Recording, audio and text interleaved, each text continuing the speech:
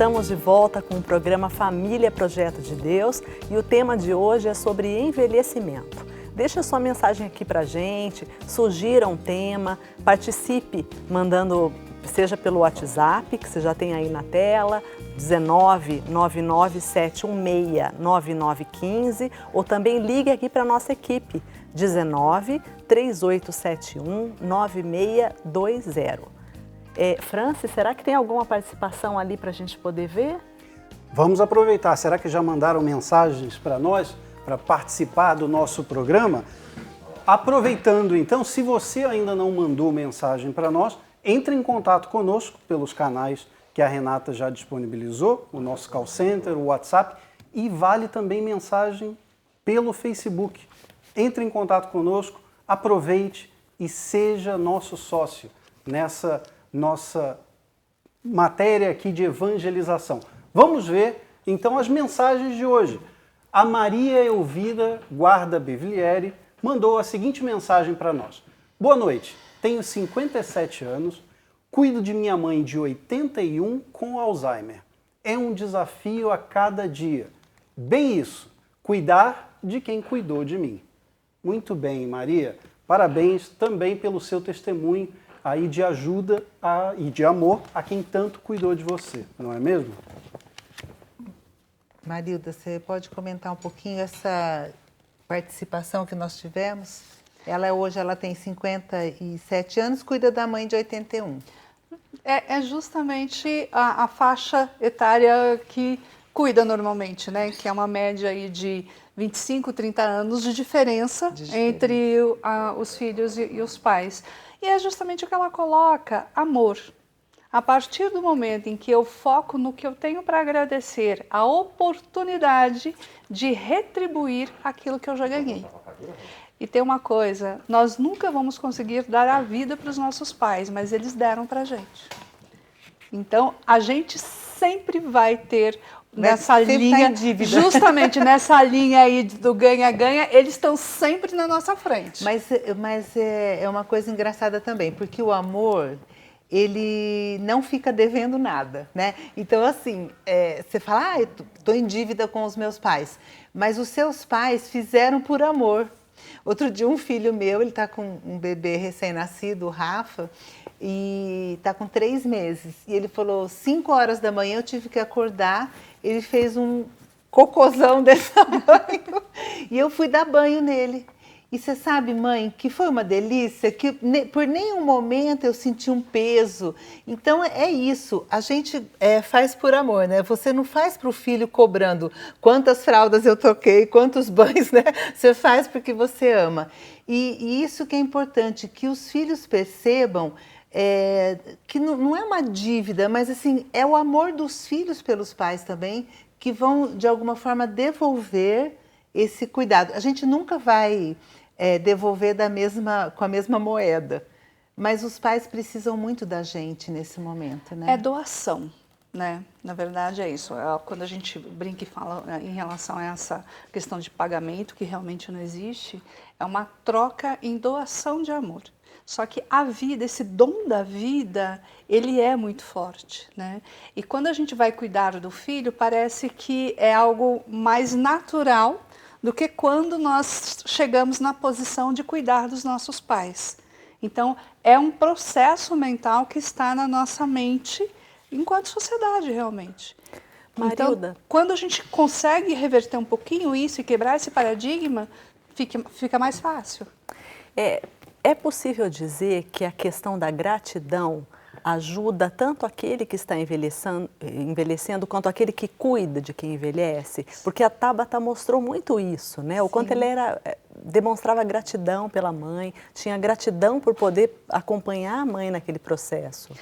Renata, isso que você está falando é muito forte e uma das coisas que eu abordo no livro também. Hoje as neurociências estudam o comportamento do nosso cérebro. E tem um profissional fantástico, o Dr. Richard, que ele estudava o cérebro dos deprimidos. As pessoas que eram deprimidas, mais tristes, como que o cérebro dela funcionava, qual era o modus operandi desse cérebro. E aí ele, Num congresso, ele se encontrou com o Dalai Lama e o Dalai Lama pergunta para ele, escuta, por que você não estuda o cérebro das pessoas felizes? Investe um pouquinho, vamos estudar o cérebro das pessoas que estão felizes. Como que esse cérebro se organiza? Qual é o modus operandi deste cérebro? E ele começou a estudar isso. E aí o que ele fala? Que a base do cérebro feliz é a bondade, é a benignidade. Ah, que bacana. Então, à medida em que nós praticamos as virtudes do amor, né, a reta pureza de intenção, a gratidão, a doação, nós conseguimos organizar o nosso processo interno, inclusive para a nossa química neural, que o nosso cérebro tem toda uma química, para que a gente possa realmente ser mais feliz. Mas isso é um processo de vida inteira, né? Sim, exatamente. Não é na velhice que a pessoa vai desenvolver essa potencialidade. E aí que tá. Eu tenho que mudar o meu processo interno hoje, porque eu não posso exigir do meu idoso isso. Porque ele é daquela forma há muito mais tempo. A minha dinâmica familiar funciona dessa forma, onde os indivíduos da família não praticam a gratidão, não praticam a bondade, não praticam o altruísmo e tal. Então, de repente, como que eu vou fazer isso com o meu idoso? Ou como eu vou fazer isso de uma forma saudável? E Marilda, no seu livro, você dá exercícios, você ensina como gerenciar alguns pensamentos, como mudar alguns comportamentos. Você poderia dar alguns exemplos para a gente? Porque para que a gente possa tentar compreender, para além da graça e do amor, né? E da paciência também, que todos nós desenvolvemos, mas será que é possível treinar o cérebro, por exemplo, como você disse, para passar por essa situação de uma maneira um pouco mais leve? Perfeito. O que acontece? Nós temos um perfil comportamental. Todos nós temos um perfil comportamental. E como se forma esse perfil comportamental? A nossa herança genética e psicológica, as nossas vivências e experiências e a nossa formação e educação. A partir do momento em que eu busco novas vivências e experiências e novas informações para minha formação e educação, o que eu vou fazer? Eu posso atuar na minha herança genética e psicológica, fazendo as melhores escolhas. Ah, não, meu pai sempre foi violento, mas eu não gosto de violência. Eu não acredito na violência. Mesmo que eu sinta aquele ímpeto que eu aprendi, eu posso lutar com isso. Como que eu posso fazer? Oração. Por isso que a gente, em contexto de inteligência espiritual, trabalhar a nossa espiritualidade. Se nós rezarmos um Pai Nosso, nos comprometendo com cada frase da oração que está ali, a gente muda o nosso processo mental. Eu quero realmente perdoar a quem me ofende, eu não quero guardar mágoa. Agora, quantas pessoas que rezam o Pai Nosso todo dia e faz questão de guardar mágoa? Faz questão de não praticar perdão? Então, o nosso processo mental tem a ver com o que a gente acredita. E se eu acredito que eu posso mudar a minha forma de ver e viver a vida a partir das minhas escolhas, eu vou escolher diferente. É um exercício, e assim, diário. Porque a gente não tem que lutar contra a gente todos os dias. Sim. São Paulo não falava que não faço o bem que eu quero, mas o mal que eu não quero eu faço. É. Então, isso aí é uma luta do ser humano de todo sempre. E eu queria completar isso que você está falando. Como ela disse da dimensão espiritual, nós não podemos negar que nós temos a dimensão espiritual. E a própria palavra, a Bíblia é maravilhosa, né? Porque eu falo que é o manual do fabricante. Deus fabricou a gente e aqui está como é que usa a gente, né? E uma das passagens em Gálatas, no capítulo 5, ele fala para a gente pedir o Espírito Santo, né? Pedir as obras do Espírito Santo de Deus que habita em nós. Quando nós somos batizados, nós recebemos o Espírito Santo, ele está aqui dentro de nós e nós vamos trabalhar. E ele diz assim, porque o fruto do Espírito é caridade, alegria, paz, paciência, afabilidade, bondade, fidelidade, brandura, temperança. Contra essas coisas não há lei. Então, como é que eu vou ser uma pessoa melhor? Se ela está dizendo que a bondade me faz uma pessoa melhor, me faz uma pessoa menos deprimida, né? Uma pessoa bondosa, ela é uma pessoa mais feliz, ela é mais alegre. Então, eu vou buscar e pedir ao Espírito Santo de Deus que faça de mim uma pessoa bondosa, uma pessoa alegre, uma pessoa que tenha todos esses frutos que está dizendo aqui, né? E é tão bonito a gente ver que a ciência e a fé se complementam, né? Dentro da programação neurolinguística, nós temos o contexto do pensamento inconsciente. Então, nós temos a percepção de mundo, que gera o nosso pensamento, que é a nossa programação. Isso vai gerar o sentimento, que vai gerar comportamento e vai gerar resultado. O que nós precisamos entender? Qual é a nossa percepção de mundo? Autoconhecimento. Eu preciso saber o que me rege, o que domina a minha vida, os meus pensamentos. Aí eu vou entender os processos mentais automáticos que eu tenho. Infelizmente, a grande maioria de nós vive no automático. Aí nós precisamos fazer o quê? Desenvolver pensamentos conscientes. A partir da minha consciência de que eu quero realmente o Espírito Santo e os frutos do Espírito Santo na minha vida, eu vou me aproximar mais da fé, de uma forma verdadeira. Eu vou vigiar mais sobre os meus comportamentos. E trabalhando pensamentos conscientes, eu vou ter sentimentos mais positivos. E esses sentimentos vão me levar para quê? Comportamentos mais positivos e resultados mais positivos. Então, nós temos o que eu chamo de ciclo da consciência. Tá? É um ciclo da consciência comportamental que todos nós devemos ter. A partir do momento que a gente consegue desenvolver isso, fica mais fácil. E aí, já citando a palavra também, São Paulo fala, combati o bom combate e guardei a fé. Não é isso? Sim. Nós vivemos em combate. Com quem? Com a gente mesmo. Exatamente. Que delícia. Esse papo tá tão bom que as mensagens não param de chegar. Vamos dar uma olhada ali, Francis, para ver quem mais escreveu? Vamos ver quem mais escreveu para nós na noite de hoje. Recebemos a mensagem aqui direto de Bragança Paulista. Toninho Carminotto, um grande amigo, inclusive. Toninho diz, boa noite, ótima programação. Que o Espírito Santo vos ilumine e ótima estreia, Renata e Francis.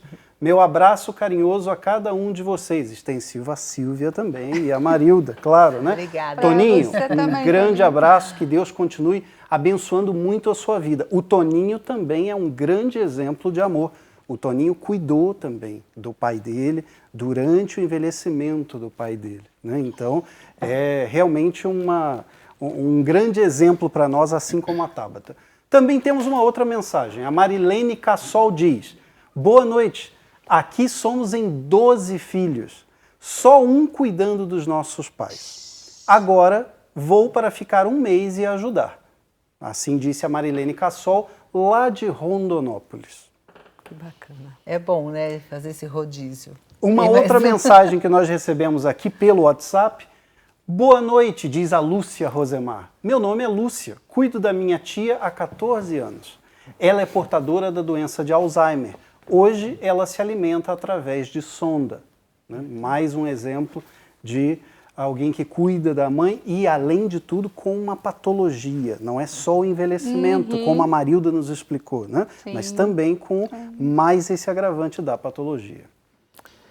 Marilda, os telespectadores vão falando da questão do adoecimento, né? Não só do envelhecimento.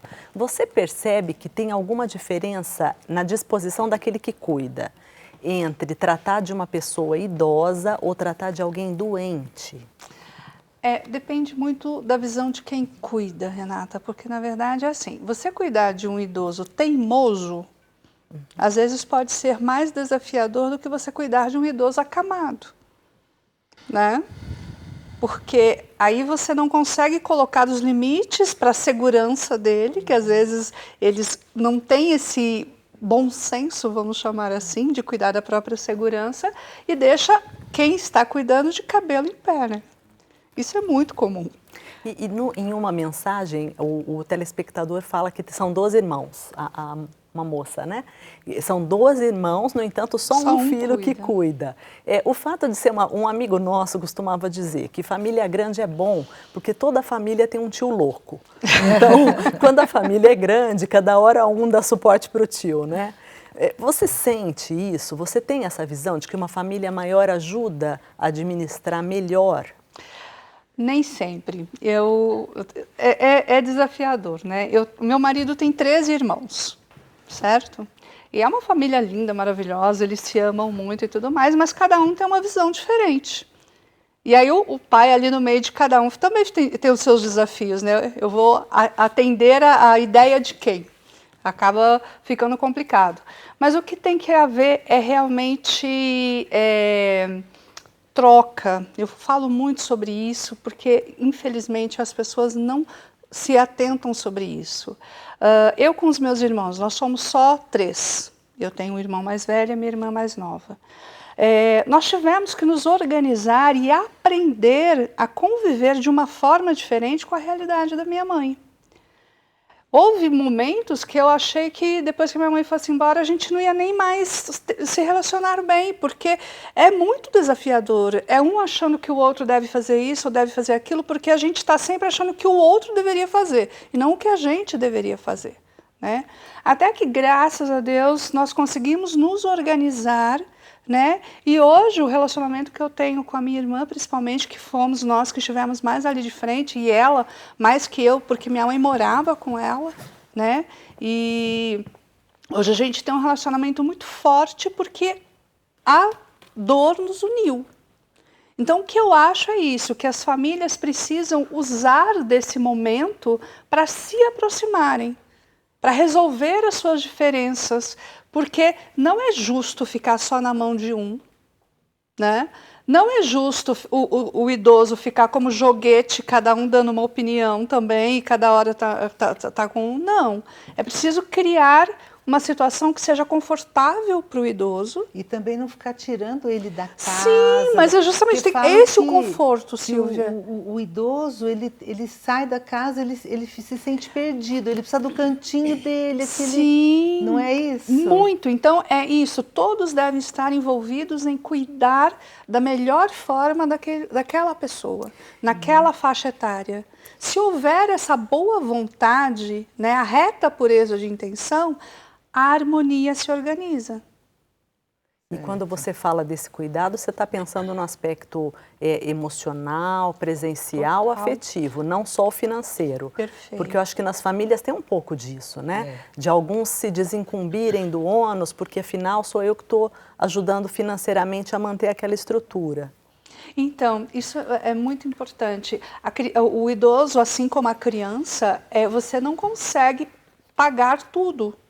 Sim. Existem coisas que são imensuráveis, né? É uma despesa muito grande. A questão financeira, ela é complicada, porque quem trabalha e no contexto vai ser o provedor financeiro e tudo mais, também não tem tempo de cuidar. Não é? Certo. Então tem essa situação. Então quem está cuidando ali também precisa de refresco, precisa de tempo, precisa de ser substituído em alguns momentos, né? No caso da minha mãe, a gente tinha a ajuda das cuidadoras, que é outro desafio, lidar entre a relação entre família e cuidadores, família e profissionais. É um desafio grande. Nós, graças a Deus, tivemos pessoas muito especiais ali com a gente. E, na situação, eu com a minha irmã, a gente dividiu bem isso, né? A questão financeira e a questão de presença. Nós conseguimos nos organizar que conseguimos um resultado legal. Mas é preciso sentar e conversar e colocar todas as cartas na mesa. Né? Então, e a gente precisa aprender a envelhecer com alegria, né? E a gente tem um testemunho muito bacana, o depoimento que nós recebemos da Mireia Borges. Ela tem mais de 60 anos, é influenciadora digital e traz para a gente uma mensagem bastante positiva sobre como envelhecer bem. Vamos acompanhar. Olá, gente, tudo bom? Meu nome é Mireia Borges. Eu tenho 63 anos e sou uma comunicadora digital 60+. E alguns dizem que eu sou uma influenciadora digital ageless também. Então, eu queria dizer para vocês que, mesmo com 63 anos, a gente não deve se dizer assim, não quero mais fazer nada, eu só estou cansada, principalmente agora nesta pandemia. Eu não parei.